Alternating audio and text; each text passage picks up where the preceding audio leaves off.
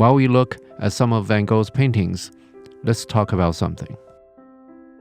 One thing in this world that I personally have never delved into is medicine. Growing old, I think it is smart to make some amend. Still, I hope I can speak about something that I completely do not understand, as any confident lawyer must be able to do. There's no doubt that Van Gogh had some kind of mental illness or illnesses.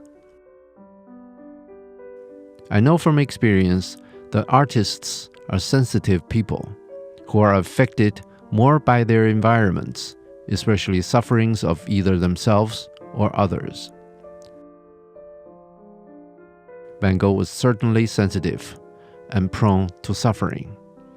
In any case, he had seizures, which were focal or partial depending on how you look at the situation. It was likely temporal lobe epilepsy, the most common kind. Dr. Felix Ray, the guy at Saint-Paul-de-Monceau Asylum who wiped chicken poop with Van Gogh's painting, and Dr. Théophile Perron, the doctor who ran the Saint-Paul-de-Monceau Asylum, both diagnosed that. That essentially says that Van Gogh had some kind of brain damages. But seizures were least of his problems. According to Van Gogh's own letter, I quote, "Sometimes moods of indescribable anguish, sometimes moments when the veil of time and fatality of circumstances seemed to be torn apart from an instant." End of quote. In addition, we know that he had acoustic and optical hallucinations and delusions.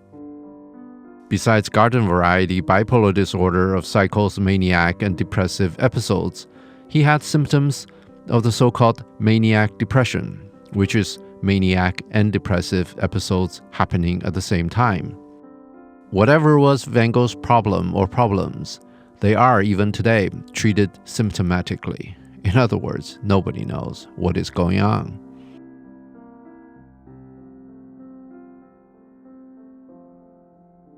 One bad thing that comes with these problems is suicidal tendencies, which is horrible for anyone to live with. Here, we're not interested in the clinical treatment of bipolar disorder or any other medical conditions. We want to understand artists, and then their art. First, as preface, I want to say that we should not overextend the definition of psychological illness to anyone who excelled at anything. As I have read medical papers making not only Van Gogh, but Winston Churchill and Theodore Roosevelt two of the most energetic people having bipolar disorder. Let's dig into this issue a little further. In today's world, where technologies facilitate almost limitless low-price information dissemination and product transportation, nobody could excel in anything without overcoming competition in a market environment. For a plumber, he has to overcome local competitors. For a toilet maker, he has to compete with people on the other side of the earth. Since our brains and bodies are all of a limited size, excelling necessarily means working harder. Working hard when reaching a certain level, anyone would be stressed out. If you keep plowing ahead, the body would do it for you by crashing. Overworked people have certain symptoms, such as lack of patience. People without sufficient sleep have problems such as lack of concentration. That's just normal. For instance, for the 63 days that Van Gogh was with Gauguin at the Yellow House, Gauguin made 36 paintings, more than one every 2 days. Speaking as a painter myself, that is too many. Gauguin's rate, one every 3 days, is tough but doable. I don't think that I have bipolar disorder, but when I worked in Washington trying to help pass a legislation, I literally did not sleep for 2 weeks. At the end, my body would not function right. You may very well call what I experienced maniac depressive episodes. One scary thing was that I drove in that state in traffic hours in Washington, D.C. almost every day. The point is that after relaxing for a week or two, no more than a month, the body repaired itself and was back to normal again. As another example, once, when I was working for a company, I overworked while having some personal problems, to the extent that I must have started to show some of those symptoms. I didn't feel any myself. The president of the company, with 3 management levels between us, personally arranged for me to go to Puerto Rico for a week to relax, and told the local salesman to be with me at all times. He must have felt that I might be suicidal. I knew for sure that I wasn't. After with me for 4 days and seeing me having no problems, the salesman had a local dealer accompanying me to make sure that I was okay. I'm sure that Sir Winston and Teddy were made of different materials, but I have no doubt that they have different symptoms at different times in their lives. You know, black cat. To put this in another way, for me, if I do half of the maximum workload, I could avoid all psychological problems. I could be patient and nice to people and very tolerant of others' mistakes. In other words, bad mood or bad temper for an overworked person should not be taken as a mental disorder. Comparing a person running at 120% of his capacity with someone who is running at 50% is no way to do a psychological study. In other words, someone who has never worked at 120% could never understand those who do. Just to raise another example, I saw a clinical neuroscience journal saying that lawyers belong to a group, I quote, not notable for nurturing creativity. End of quote. They never bothered to ask the question how one lawyer without creativity could win a case against one who did. In fact, psychological problems due to overworking widely exist in the legal profession, especially among the trial lawyers.